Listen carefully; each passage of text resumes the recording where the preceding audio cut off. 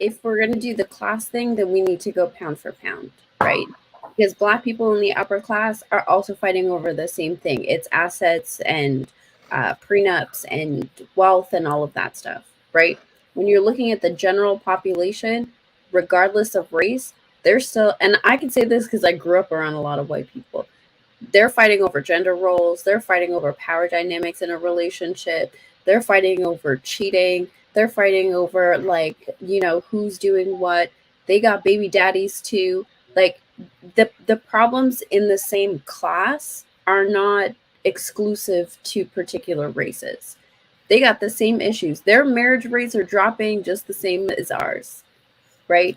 Their baby daddy issues are not too far off, right? Like, the numbers are really, like, they're not, they might be a little bit better, Oh my but not goodness. that much, right? And so we need to, because when we compare the white upper class to the general population of Black people, there's way too many things to factor in to have a fair conversation.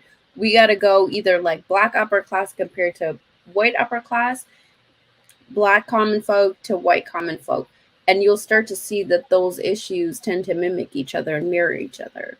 Or looking at it a different way, when you're referring to assets, and I know what you mean, but assets is also relative to your class that you're at. So when you're saying, oh, they're fighting over homes and, stocks and bonds, but when you're in a different class, it may not be, your stocks and bonds, but it may be other things that we consider of value at that class level that they're arguing over, that they consider to be an asset as well. Gotcha. Anybody else want to speak on that, I suppose?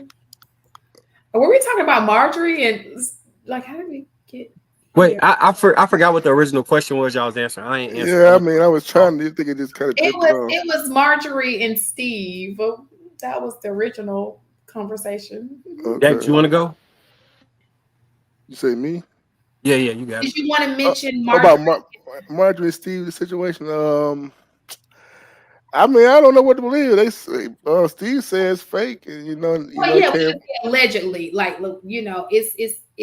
Oh, did he come out and say it was fake?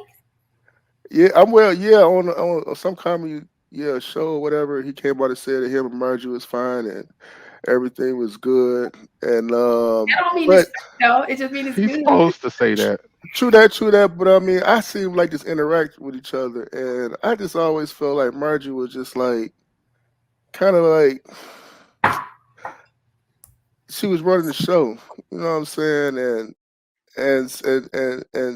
but Steve was just talking tough. But just looking at her body language, man, she running that stuff anyway. So I think it's the image thing. I think she looks good. She looks good for the part, right? I just think she got game, man. She just came out of the scene from nowhere. Listen, she got some game now. We ain't gonna look whether she did it or not. The bitch got some game. Marjorie is the chick. This chick is almost 60 years old, and she looks amazing. Amazing. Almost 60. I'll tell you, I do see some parallels between her relationship with Steve and Will Smith and I forgot Jada. Like, I see some parallels in regards to the women running those relationships, like manipulation inside of those relationships, and the men just kind of cowering to the whims of the woman. I mean, am I wrong in seeing that, or? No, I don't think you're wrong at all. You know that comment with Marjorie, though, because I mean, I understand when y'all were talking about Jada Pinkett and Will Smith, but what have y'all seen with Marjorie in regards to her being manipulative towards him or her running the show? Because I mean, every time I've seen them together, he bigs her up, like, like he's proud of his wife. Right, and it seems like she carries herself well outside of y'all knowing the private business, her history. So my thing is, do you think you would have a different view of her if you had no idea about her history? Absolutely. Because I think that's what plays into it, because she's not actually doing anything. Right. You know, Right. She like on the front pages. It's I think definitely history. I think another thing that's got a lot to do with that is, like, if you look at Sierra and Russell Wilson, a lot of men are not happy with Steve Harvey, right? So For sure. it'll cause us to, in general, to be way more judgmental to everything he has going on and not wanting to root for him. Because I think the average man feel like the stuff Steve Harvey says prevents them from getting in a relationship, or it makes their wife act in ways that they wouldn't like her to act, because he puts an unfair expectation on them in their mind. So what is Steve? I'm curious.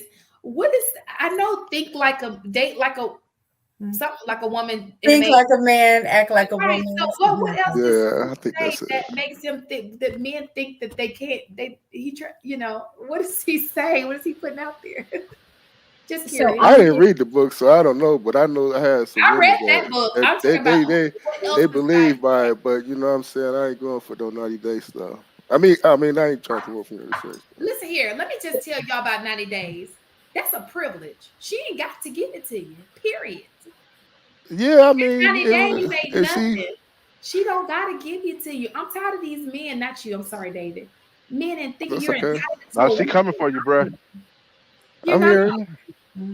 But the thing is that what he said is true based on what y'all are saying in these spaces. That's where true. Women mess up, is that we just be giving it up. We don't vet. We don't do all of these things. We're just quick to be, giving it up to somebody that we like, and that we need to slow our roll and vet the person before we go, get into a situation like that. So he's reiterating publicly what y'all was saying, and now everybody's angry at him for saying it.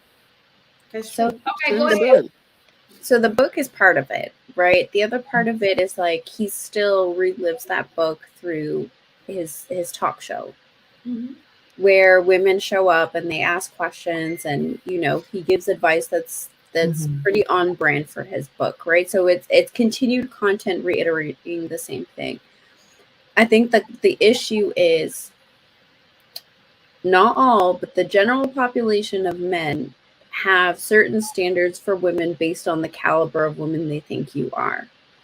Whereas Steve Harvey does not care about that and puts all women on the same playing field. Yeah, basically. So whether you have a body count in the triple digits, whether you have 3 kids by 3 baby daddies, whether you are the girl who, has kept her knees together and is waiting for marriage, he's putting all women on the same platform and running the same game. And I think men in general don't move like that with women. They put women in categories and treat you accordingly. But when they take his advice and they move the same way, these like the women who have kept their knees together this whole time, men get really frustrated because they have a different expectation for you. So it's creating this clash, which I think should be a space for some pretty good conversation.